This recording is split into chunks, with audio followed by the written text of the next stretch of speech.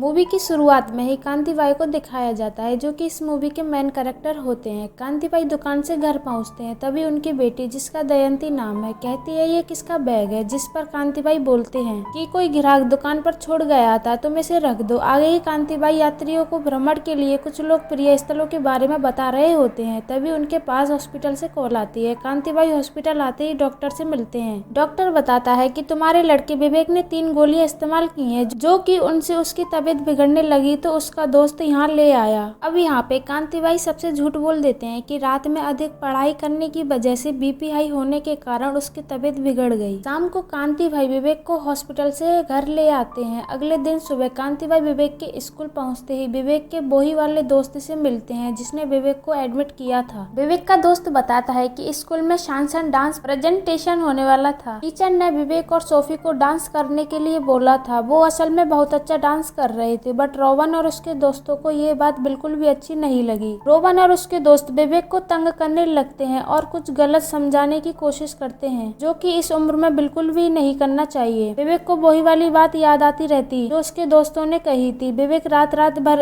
Internet पर search करता रहता और फाइनली विवेक ने गोलियों का इस्तेमाल किया। अब अगले दिन कांति बाई खुद विवेक को स्कूल छोड़ने जाते तो तभी स्कूल का एचएम बुलाता है। अब तुम्हारा बेटा इस स्कूल में नहीं पढ़ सकता, इसकी इस अश्लील हरकत की वजह से इसे यहाँ से निकाला जाता है। इसके बाद कांति भाई और विवेक से बोलते हैं कि कुछ दिनों के लिए तुम यहाँ से चले जाओ, अब सब कुछ ठीक हो जाएगा तो देखेंगे। आगे दिखाया जाता है कि दामू अपनी दोस्त के घर जाती है तो उसकी माँ दामू से मना कर देती है। अब विवेक ने जो कुछ भी स्कूल में किया था वो सबको पता चल गया था। तभी दामू अपनी माँ से पूछती है कि ऐसा क्या हुआ था स्कूल में। तभी दामू को उसकी दोस्त बोही वाली वीडियो दिखा देती है और तभी शिवजी का रूप धारण किए हुए महाकाल जी आते हैं। तभी कांति बाई विवेक से हुई गलती की माफी मांग रहे होते हैं कि तभी महाकाल जी यहाँ से गुजर जाते हैं। आगे दिखाया जाता है महाकाल का सामान गुम हो जाने की रिपोर्ट लिखवाने के लिए पुलिस स्टेशन जाते हैं। वहीं पर विवेक व उसके पिता भी होते हैं, क्योंकि विवेक ने रोवन को मारने की कोशिश की होती है। तभी रोवन के पिता ने गुस्से में आकर विवेक को वही वाली वीडियो दिखा दी। अब इसके बाद कांति भाई व उसके परिवार इस शहर को छोड़ने वाले होते हैं कि तभी उनकी मुलाकात महाकाल जी से हो जाती है। तभी वहाँ पे महाकाल बताते हैं कि विवेक यहाँ पर नहीं है। विवेक सुसाइड करने वाला होता है कि एन वक्त पर महाकाल आकर विवेक को बचा लेते हैं। अगले दिन सुबह महाकाल स्नान कर रहे होते हैं कि तभी वहाँ पे कांति भाई आकर उन्हें थैंक्स कहते हैं, क्योंकि उन्होंने विवेक की जान बचाई थी। महाकाल कहते हैं कि विवेक को स्कूल में अच्छी तरह सिखाया होता तो विवेक की आज ये हालत नहीं होती। जरूरी नहीं कि हर वो चीज छुपा कर की जाती है वो गलत है। अभी महाकाल कांति बाई को सलाह देते हैं कि तुम मानहानि का दावा कर विवेक के लिए माफी मंगवाओ। तभी कांति बाई तैयारी करके पहुंच जाते हैं कोर्ट में दावा करने, जहां पर पता चलता है कि कांति बाई के विरोधी एक वकील होती है जिसका नाम कामिनी है, जिनको काफी एक्सपीरियंस होता है। कामिनी वकील को देखते ही कांति बाई का वकील वहां से चला जाता है और कांति बाई मांगते ही तारीख। तभी इसके बाद कांति बाई कोर्ट से घर वापस आ जाते हैं। तभी उन्हें वही वाला बैग गिरा पड़ा मिलता है, वो कहानी की शुरुआत में दिखाया गया था।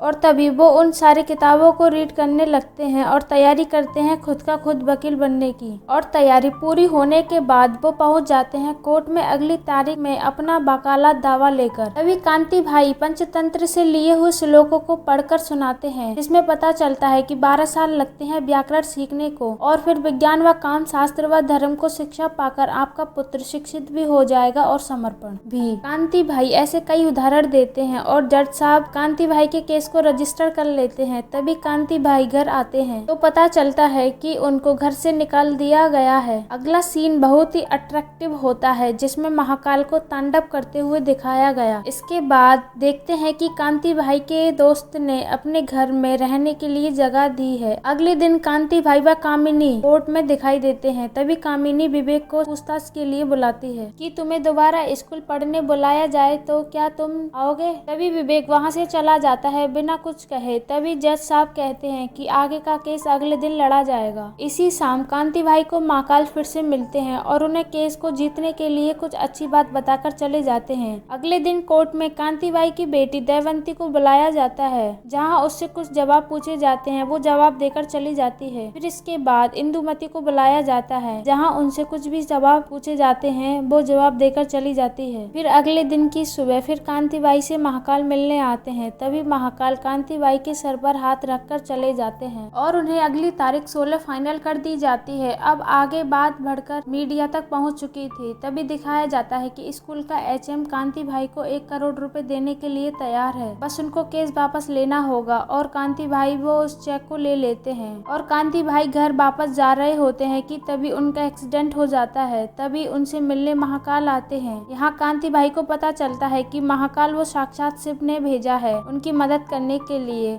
और तभी महाकाल शिव के रूप में आकर उन्हें विश्वास दिलाते हैं। इसके बाद कांति भाई माफी मांगते हैं उन्हें ना पहचानने के लिए, और महाकाल बताते हैं आज 16 तारीख है। कांति भाई वीडियो में देखते हैं कि उनका केस डिसमिस कर दिया गया है। इसके बाद दिखाया जाता है कि महाकाल खुद अपनी खतरनाक गाड़ी में कांति भाई को कोर्ट लेकर जाते हैं, और वहां पहुंचते ही कांति भाई अपना केस दोबारा लड़ने की मांग करते हैं। और तभी वहां पर विवेक व उसकी माँ व बहन बैग को टांग कर वहाँ आ जाते हैं, और विवेक कहता है कि मैंने जो कुछ भी किया वो सही था, पर माई मिस्टेक, जिस जगह पर किया वह गलत था। और उनकी तरफ बहुत सारे लोग होते हैं। इसी के साथ जज का स्टेटमेंट होता है कि विवेक को उसके स्कूल में सेम क्लास वापस लिया जाए, और इसी के साथ कांति भाई मुद्गल इस केस को जीत जाते हैं। इसी के साथ यह मूवी समाप्त हो जाती है।